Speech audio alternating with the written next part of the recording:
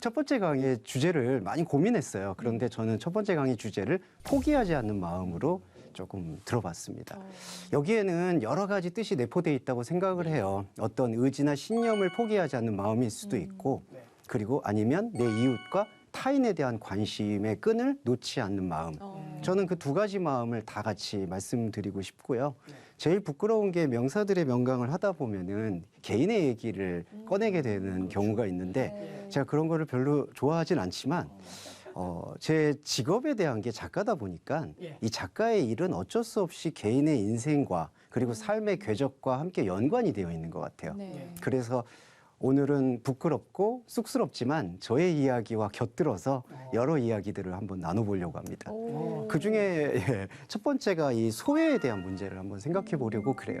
왜냐하면은 저 역시 중고등학교 때 이제 안타깝지만 심한 이제 왕따나 또 제가 또 왕따를 친구들한테 하는 그런 피해와 가해가 얽혀 있는 조금 힘들고 어려운 시절을 좀 보냈습니다. 그런데 그게 비단 저의 경험만이 아니라 제 동창들을 만나보면 참 그때 그 힘들었던 얘기들을 많이 하더라고요. 그 학생들과 친구들을 어떻게 사귀어야 될지, 선생님들이 조금 더 과도한 체벌이 있었고 이제 그런 것들을 어떻게 견뎌야 될지, 뭐 이런 부모님과의 갈등, 그런 수많은 마음들 속에서 우리 마음속에 닫혀진 문들이 되게 많다는 사실을 친구들과 만나면서 교감하게 되었고, 저는 그 닫혀진 마음이 소외라고 생각이 들었어요.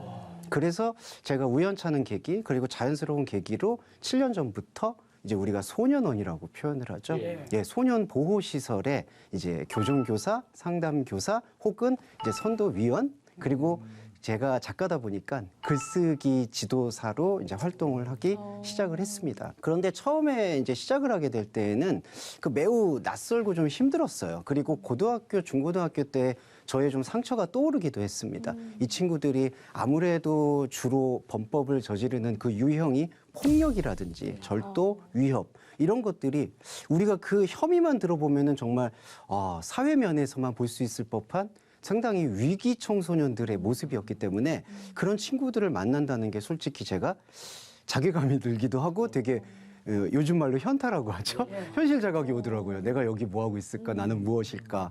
그런데 처음에는 그렇게 어려웠는데 점점 이 친구들을 알아가게 되면서 이 친구들이 가지고 있는 제가 처음에 말씀드렸던 그 마음의 닫혀진 문, 그 소외의 벽이 다른 친구들보다 조금 더 높을 뿐이지 다른 친구들과 다 똑같구나. 우리가 살고 있는 삶의 모습 속에서 소외받고 누군가 내 얘기를 들어주지 않은 것에 대한 어려움들이 있었구나라는 사실을 한편 알게 되었습니다. 그리고 또 하나 안타까운 것은 사회나 부모님이 이런 친구들에 대해서 조금만 관심을 가져주고 그냥 얘기만 조금 들어줬으면 하는 마음이 이제 간절해졌어요. 그러니까 처음에 봤을 때에는 왜 어떤 마음으로 저런 범법이나 저런 범죄 그리고 저런 가해 그런 것들을 할 수가 있을까라고 생각해서 상당히 마음이 되게 아프고 쓰리고 이 마음이 목사지만 저도 목사지만 막 이렇게 울컥울컥 할 때가 있어요. 이 친구들의 범죄 사실을 들을 때마다.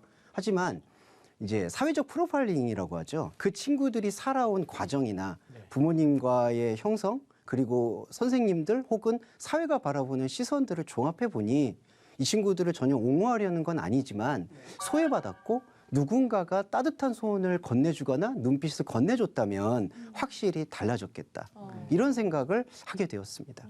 그래서 제가 목회자로서도 아니면은 이제 일반적인 그런 글쓰기 강연을 소년원 친구들만이 아니라 이제 일반 학교에 가서도 하게 되는데 학부모분들이 주로 물어보시는 게 그런 친구들 위험하지 않느냐. 그런 친구들보다는 우리가 흔히 말하는 제도권에 있는 친구들을 먼저 가르치고 조금 더 육성해줘야 되지 않느냐라는 질문을 많이 받게 됩니다. 그런데 저는 반대로 말씀드리고 있어요. 우리가 흔히 말하는 위기 청소년, 경계 청소년을 대할 때 그 청소년들을 대하고 동정하는 게 아니라 그 청소년들을 마음으로 품는 것은 그 청소년들에 대한 어떤 자비심이라든지 그런 어떤 종교심만 포함되는 게 아니라 학부모님들의 자녀, 흔히 말하는 우리 학교에 지금 다니고 있는 제도권에 있는 자녀들을 위한 시급한 문제라고 말씀을 드립니다.